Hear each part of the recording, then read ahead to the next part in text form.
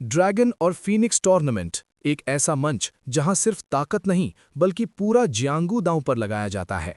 लेकिन इस बार ये टूर्नामेंट जीतने के लिए नहीं बल्कि तबाही के लिए रचा गया है।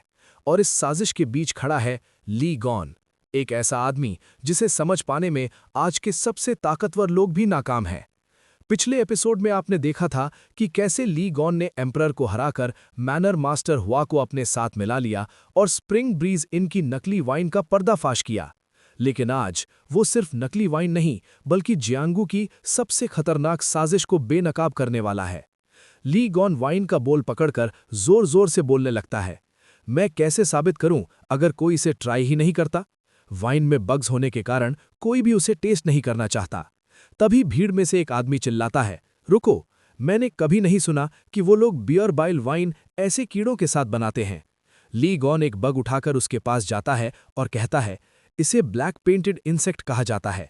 इसकी पीठ किसी आर्ट पीस जैसी दिखती है। ये टेस्ट में बियर बाइल जैसा ही होता है, खासकर इसका एक्सक्रीशन इतना मिलता जुलता कि एक आम इंसान फर्क नहीं कर पाएगा। तभी सदर्न पीक अलायंस लीडर यांग इनम्यूंग आगे आते हैं, लेकिन उस वक्त किसी को अंदाजा नहीं था कि ये बूढ़ा आदमी जियांगू की सबसे बड़ी ताकतों में से एक है। यांग इनम्यूंग पूछते हैं, तुम्हें कैसे पता कि ये वाइन फेक है?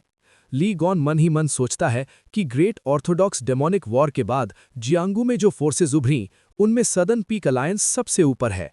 यांग इनम्यूंग शक से पूछते हैं, मैंने सुना है बैक पेंटेड इंसेक्ट्स सिर्फ साउथ में रहते हैं, तुम्हें इनके बारे में कैसे पता?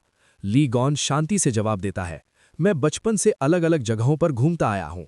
यांग इनम्यूंग मुस्कुराते हैं, तुम आखिर हो कौन? ली गॉन हंसते हुए कहता है, मैं जियोक ली गॉन हूं, ड्रिफ्टिंग क्लाउड्स और फ्लोइंग वाटर का बड़ा बेटा।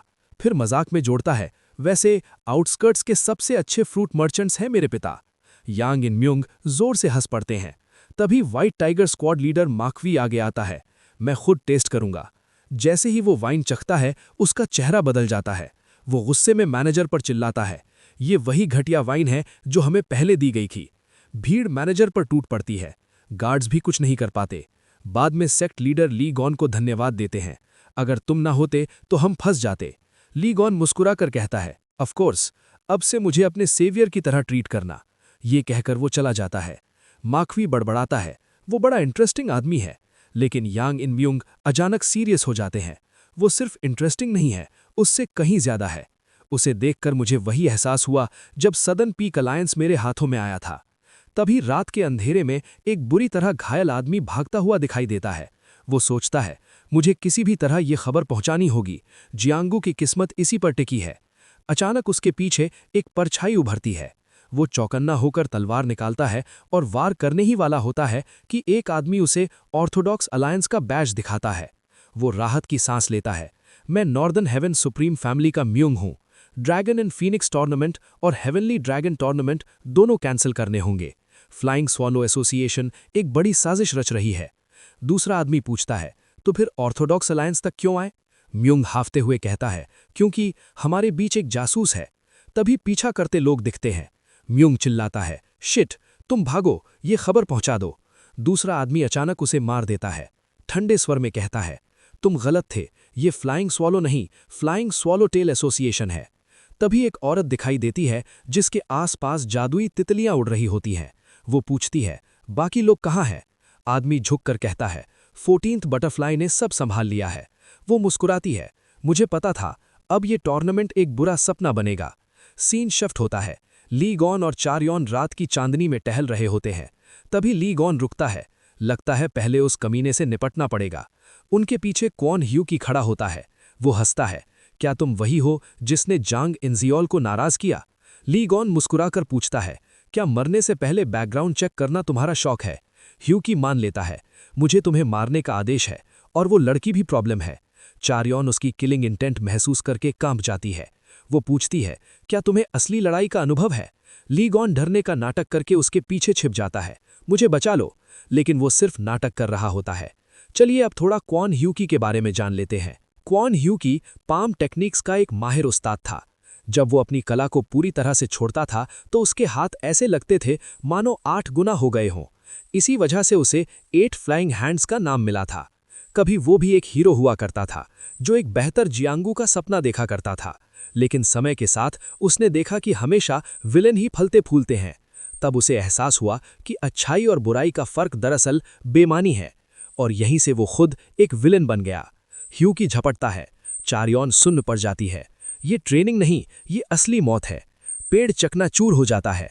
तभी ली गॉन चिल्लाता है, अपनी मूवमेंट पर भरोसा मत करो, तलवार को बहने दो। पैर तलवार को नहीं चलाते, पहले तलवार चलती है। चारयोन आंखें बंद करती है। अब सिर्फ तलवार। उसका वार ह्यूकी को छू जाता है, बस एक पल, लेकिन वही पल ह्यूकी को डरा देता है। वो गुस्से में हमला करता है। चारयोन बेहोश हो जाती है। अगले ही पल वो गायब। ह्यूकी ऊपर देखता है, ली गॉन हवा में खड़ा है, चारयोन को पकड़े हुए। ह्यूकी बड़बड़ाता है, वॉइड स्टेप्स। ली गॉन उतरते हुए कहता है कि ये हेवनली थंडर स्टेप्स की फॉलिंग ब्लॉसम स्टेप है, और वो शायद उसके पिता की मार्शल आर्ट्स के बारे में ज्यादा नहीं जानता होगा, क्योंकि उन्हें कभी खुलकर दिखाया ही नहीं गया था। ये सुनकर ह्यूकी डर से कांपते हुए पूछता है कि क्या उसने किसी तरह का पुनर्जन्म झेला है, क्योंकि एक बच्चा ऐसी मार्शल आर्ट्स कैसे यूज कर सकता है। उसके सवाल पूरे भी नहीं होते कि ली गॉन अचानक आगे बढ़कर उसे एक जोरदार घूसा मार देता है। उसी जगह ह्यूकी बेहोश होकर गिर पड़ता है। जब ह्यूकी होश में आता है, वो समझ जाता है ये लड़का उसके समझ से बाहर है।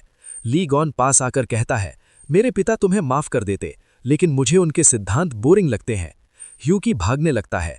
तभी ली गॉन अपना नॉर्दर्न हेल ब्लेड निकालता है। काली औरा फैल जाती है। एक ही वार में घोस्ट लाइक प्रोजेक्टाइल्स निकलते हैं। वो घोस्ट प्रोजेक्टाइल्स ह्यूकी का पीछा करते हुए उसके शरीर को चीरते चले जाते हैं और कुछ ही पलों में उसके टुकड़े टुकड़े कर देते हैं। बाद में वो बेहोश चारयोन को पीठ पर उठाकर चलता है। थोड़ी देर बाद चारयोन को होश आता है और वो उससे पूछती है कि उसके बेहोश होने के बाद आखिर हुआ क्या था। ली गॉन उसे समझाता है कि उस बदकिस्मत आदमी की किस्मत ही खराब थी, क्योंकि किसी ने सोचा भी नहीं होगा कि बंद आंखों से चलाई गई उसी तलवार से उसे घातक चोट लग जाएगी। वो ये भी बताता है कि उसके गिरने के बाद उसने जाकर उसे पूरी तरह खत्म कर दिया। ये सुनकर चारयोन हकलाते हुए पूछती है कि क्या उसने सच में उसे मार दिया और वो मर गया।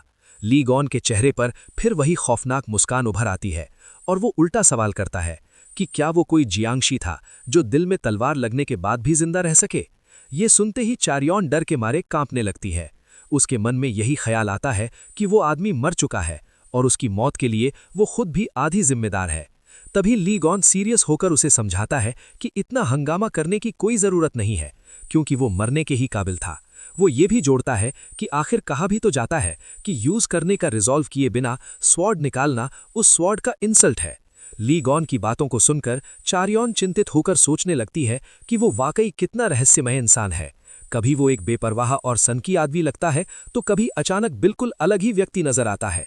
इसी बीच ली गॉन मुस्कुराते हुए ऊंची आवाज में ऐलान करता है कि ये तो बस शुरुआत है। उसके बाद ड्रैगन एंड फीनिक्स टूर्नामेंट आएगा, फिर हेवनली ड्रैगन ग्रैंड टूर्नामेंट, और अंत में पूरी दुनिया को जीतने का सफर शुरू होगा, क्योंकि जियांगू अब बदलने वाला है।